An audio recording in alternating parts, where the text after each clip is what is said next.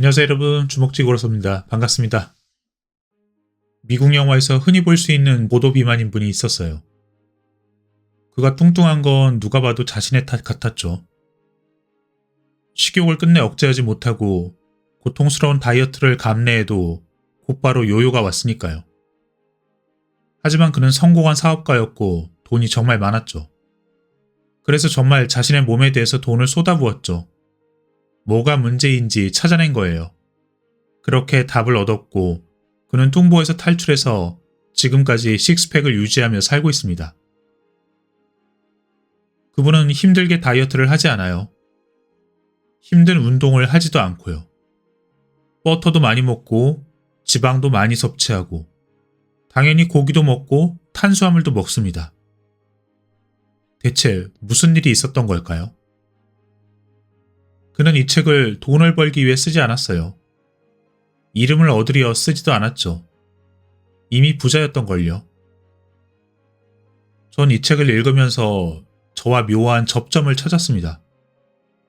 여러분에게 항상 말씀드리던 새로운 시대의 진입과 우리가 변해가야 할 새로운 인간상에 대해서 말이죠. 간단히 말씀드리면 과거 대량 생산 시대는 종말을 고하고 있고 그 시대에 만들어진 모든 가치도 종말을 고하고 있습니다.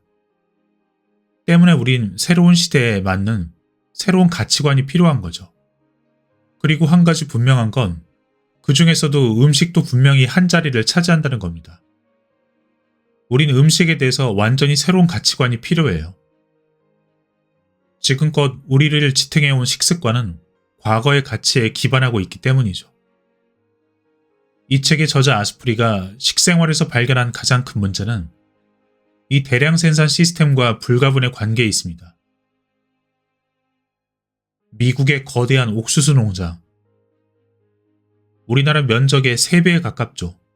사실 가늠도 안 되는 수준이에요. 우리나라 전체에서 옥수수가 쏟아져 나온다고 생각해 보세요. 거기다 그 3배. 거기서 나온 옥수수 덕분에 소와 돼지, 닭은 자연 법칙에 위배되는 맛있는 곡물을 먹기 시작했고 그게 모든 시작이었습니다. 곡물을 먹고 자란 소는 마블링을 가지게 되었고 풀을 먹고 자란 소에 비해서 오메가6의 비율이 기형적으로 높아졌어요. 그 100배에 가까운 오메가6의 비율이 결국 신체의 대사를 교란시키고 각종 염증과 비만, 그리고 말도 못할 갖가지 질병들을 야기하고 있었던 거죠. 여기에 대해선 SBS에서 제작한 다큐멘터리 옥수수의 습격을 꼭 보셨으면 합니다.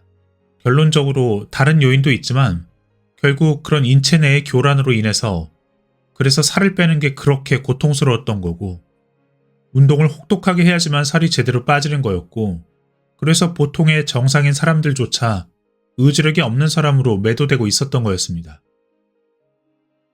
아스프린은 오메가6를 배제하고 대신 풀을 먹고 자란 소에서 유래한 버터를 듬뿍 먹고 그 고기를 먹고 건강을 유지하고 있습니다.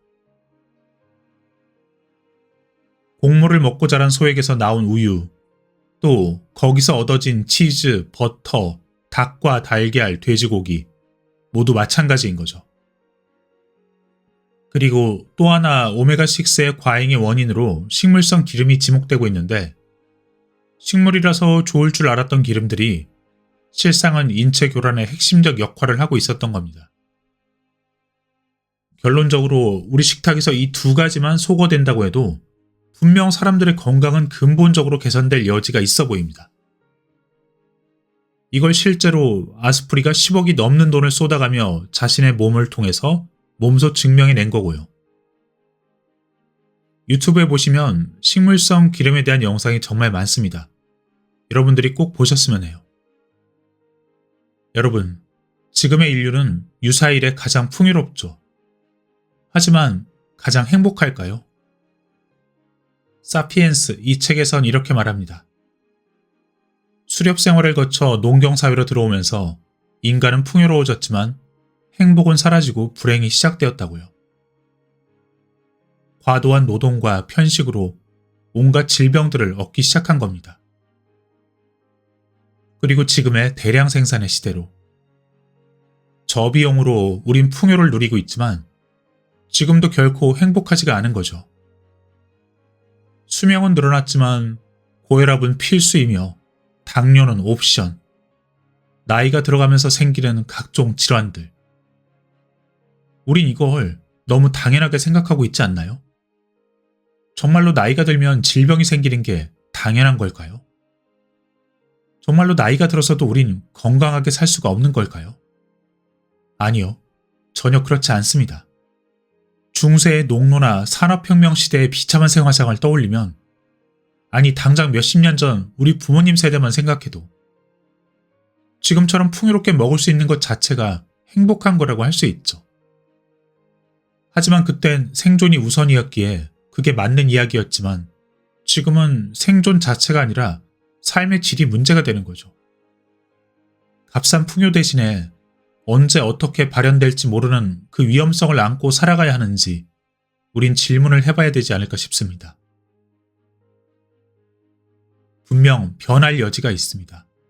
변할 가능성이 있습니다, 여러분. 우리가 깨어나면 됩니다. 왜 기존의 식생활이 그렇게 문제가 있었는지 근본 원인에 대해서 생각해 봐야 된다는 거죠. 지금까지 우린 그런 문화가 있었잖아요. 일 말고 다른 것들에 대해서 말하면 배부른 소리 한다고 말이죠. 그냥 다 똑같으니 그냥 다 먹으라고. 이건 산업화 시대에 어울리던 소리입니다. 나와 내 가족의 건강은 우리 스스로 지켜야 됩니다. 우리가 지금 당장 세상을 바꾸지는 못할 거예요. 하지만 한 사람 한 사람은 분명 각성이 될 수 있죠. 그리고 그 영향력은 나에서부터 출발해서 가족 전체로 퍼져나갈 겁니다. 저도 이번에 많은 걸 느꼈습니다. 내가 정말 무지 속에 살아왔구나. 너무나 중요한 이야기라 이렇게 다시 영상을 만들었습니다. 이 책은 정말 제가 늦게 알게 된 게 안타까울 정도예요.